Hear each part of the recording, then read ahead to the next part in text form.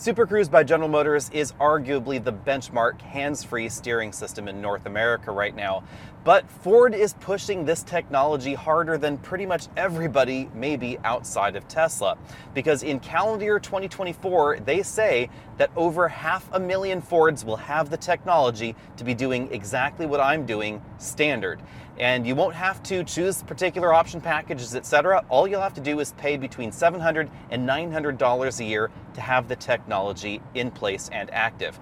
Right now, I'm out here on Interstate 680 in Northern California, driving hands-free in this Lincoln Corsair with BlueCruise 1.2. They used to call it ActiveGlide. Apparently, finally, Ford decided to name the Lincoln thing and the Ford thing the exact same thing. So everything is now going to be BlueCruise 1.2.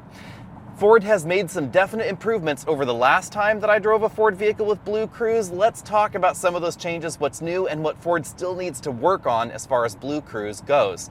The first thing you'll notice, BlueCruise is much more adept at staying in the hands-free drive mode than it was in the previous version. In the previous version, it spent an awful lot of time canceling out. You can also do cool things like hands-free lane changes. Just decided I wanted to change my lane myself, so I clicked the turn signal, it initiated the lane change, and it was pretty quick and pretty aggressive at getting into that lane next to me. You can also speed the vehicle up a little bit if you know you need to make a lane change, so this hands-free steering system will work if your foot's on the accelerator pedal. I can accelerate here beyond the setting, and then I can let it slow back down to that BlueCruise preset speed. Also in BlueCruise 1.2, there is some adaptive speed adjustment baked into the system. So it's automatically going to slow down a little bit for corners if you have that option enabled in the system settings, and it's going to adjust for speed limits if you have that option enabled in the settings as well. Now, those two things are currently tied together. If you want it to adjust for speed limits, but you don't want it to slow down in corners, you don't have that option. Now, if you're wondering, you can adjust a tolerance or set a tolerance. So that way it won't just set it to exactly the speed limit. You can basically have the car speed for you. You can set it over the speed limit and it's going to adapt to that. The other thing you'll notice is that even though we are gently ping-ponging in the lane here a little bit, that is significantly improved versus the last generation of BlueCruise. And in case you're wondering, if you'd rather have your hands on the wheel while BlueCruise is doing its thing, you're allowed to do that as well. You can actually make some course corrections without the system canceling. That's not a problem. So if you're in an area where you're a little suspicious about whether the system is going to function or not, then you can put your hands on the wheel, but you just noticed something there actually. Rather unfortunately, in this software version, Ford did not fix one of the things that I complained about, which is notifying you that you're in hands-free mode or not. The notice that we got there was just put your hands on the wheel because BlueCruise was disabled there for a second for whatever reason, and there are a wide variety of reasons why that can happen. I'm just going to go ahead and change lanes here again so that way I don't block traffic. You'll notice that this is not going to be doing those automated lane changes like certain versions of Super Cruise will. That's not yet baked into this particular software package. Now, in Fords that don't have a heads-up display, I'm actually showing you the heads-up display in one of these camera views. In Fords that don't have the heads-up display, all you have is this instrument cluster down here. In the Mach-E, it's going to change colors. It's going to be white if it's not enabled, if BlueCruise is not steering for you, blue if BlueCruise is doing it for you. But there is no chime to say, hey, now's time to pay attention, BlueCruise is not working. And I do think that's a flaw in vehicles that don't have a heads-up display because we have this eye monitoring system right here in front of the steering wheel. It's looking to make sure that I am looking at the road, and if I'm looking at the road, I'm not looking down there to see whether the instrument cluster has gone from blue to white to know that I should put my hands back on the steering wheel. In the event that it does move out of BlueCruise mode, the lane centering program is still enabled. But if you're in a situation where there aren't really great lane markings, then that's not going to be what you need. You really want something that's going to alert you. And I think GM does still do a better job at that with the light display on the steering wheel blinking at you to show the status of the system. On the other hand, BlueCruise is less expensive than Super Cruise, and they're putting it on a ton more models. So effectively, every version of the F-150, every version of the Mach-E, and a whole bunch of other vehicles, including the full-size SUVs from Ford and from Lincoln, are going to have this baked into the pie right from the factory. And Ford has been doing a better job at improving the software. You can see this car just cut in front of us pretty close there. The system has dealt with this relatively well.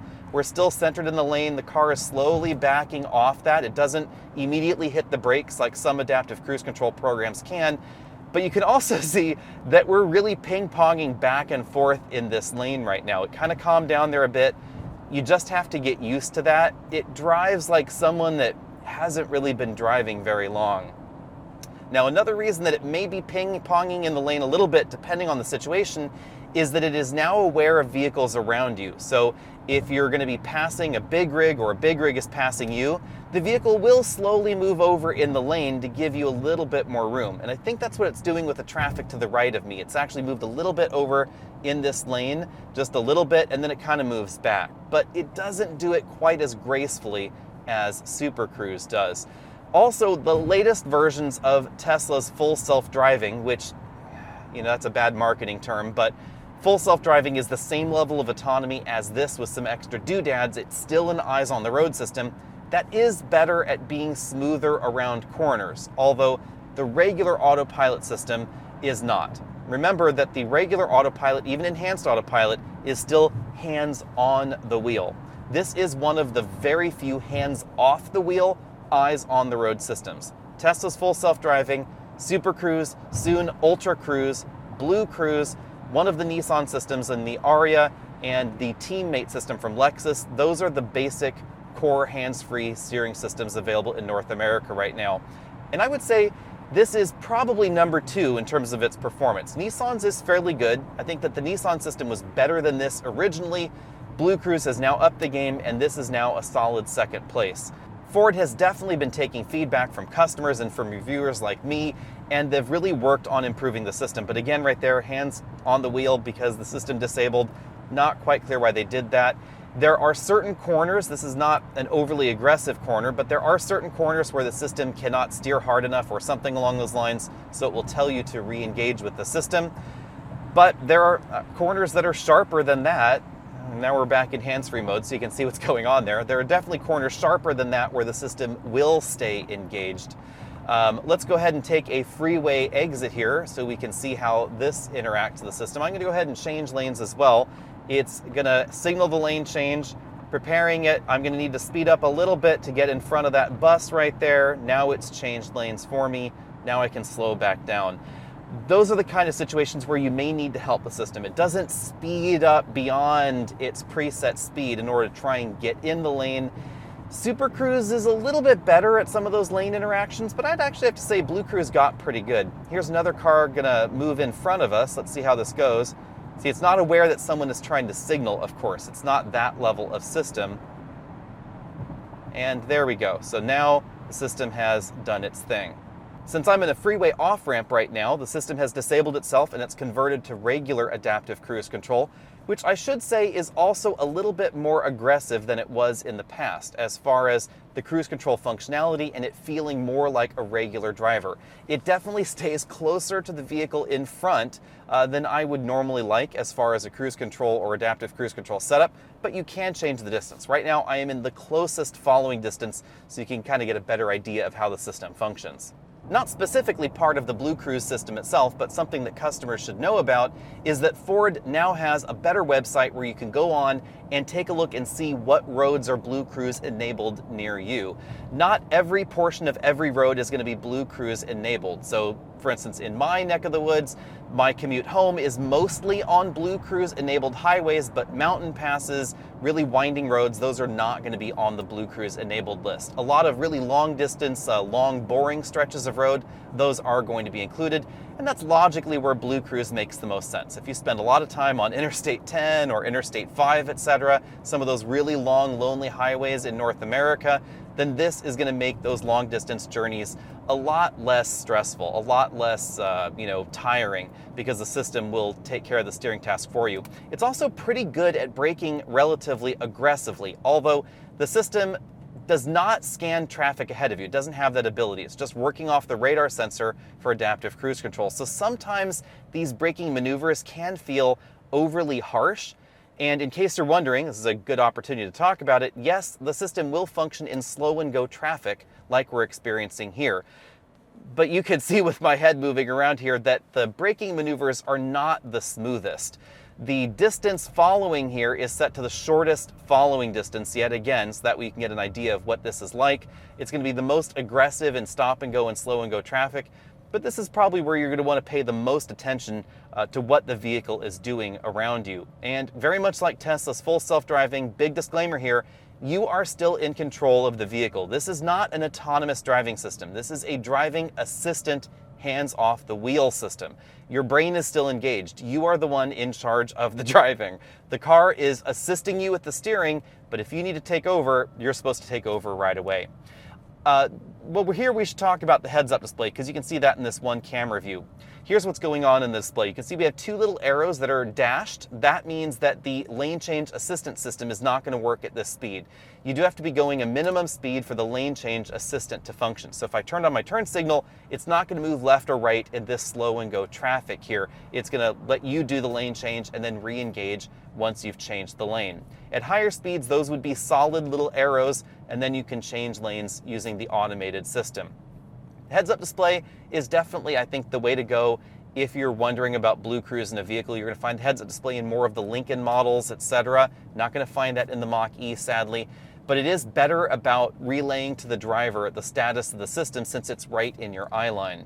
But yeah, I've spent quite a lot of time this week with BlueCruise enabled on the Corsair. It doesn't have some of the problems with some of these areas that I mentioned the last time I drove BlueCruise. I'm just going to go ahead and change lanes myself here. Again, you have to change lanes yourself if you're in slow and go traffic.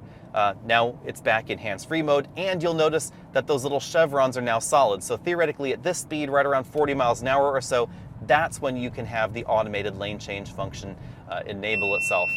For those that are paying attention, you'll notice that the instrument cluster does have a little icon of the car, and it does show the predictive movement of the vehicle in the lane just before the vehicle actually starts to ping-pong around in the lane for, again, whatever reason that it might be doing that. Of course, you're not supposed to be paying attention to that. I actually noticed that mainly in the footage that we recorded prior to doing this test because you're supposed to be paying attention to the road. If you have your eyes off the road for more than about 5 seconds, it's going to remind you that you need to keep your eyes on the road, and then it's eventually going to disable the system. Well, you might be wondering what happens if the driver is incapacitated, something logically to be worried about. Well, the system is going to try and remind you first using the on-screen warnings. Then it's going to try and pulse the brakes to try and wake you up or re-engage you or whatever. Then it's going to stop in the lane of travel relatively slowly. It is not going to pull over to the side of the road. I was wondering about that. Ford says that the systems on board the vehicle that we have today are not good at determining whether the side of the road is safe. So not good at telling whether the side of the road is just a sharp cliff or an actual paved verge or something along those lines. So it is relatively safer to just keep the vehicle in the center of the lane and slow down and stop in the lane. That's why it's going to do that gradually. You can see again the vehicle kind of ping-ponged in the lane there a little bit, was definitely highlighted by the instrument cluster there in advance. And once you go over about 40 miles an hour, then the lane change automated function is available. So let's go ahead and do that here. We'll go ahead and move over to the right since we're going to need to do that in just a bit. And you'll notice that the system automatically turns off the blinker when the lane change is complete. So you just do the tap to change lanes, system changes lanes, then turns off the blinker.